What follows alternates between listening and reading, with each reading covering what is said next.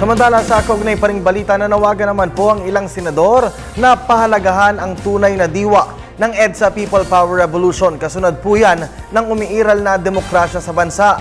Ayon po kay Senador T.G. Gingono III, dapat maging mapagmatiyag pa rin ang publiko sa pangangalaga ng karapatang pantao. Samantala, ayon po kay Senador Gregorio Honasan, ang pagpapakita ng tunay na diwa ng EDSA ay walang pinipiling lugar tulad ng ginagawa ng Pangulong Aquino. Anya, ito ay nasa puso ng sambayanang Pilipino.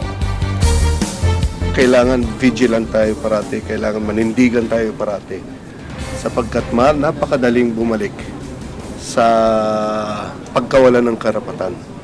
We must always assert our rights as a people. Hindi, yung diwa naman nandito eh. Wala naman yan sa kalsada. It's in our hearts and minds. Kahit saan na-celebrate. Kahit saan. Basta gunitain natin.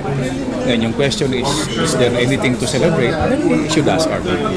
And maybe that's the reason why the President decided to hold it in other parts of the country dahil yung EDSA is not a physical location. Diba? It's in the hearts and minds of our people.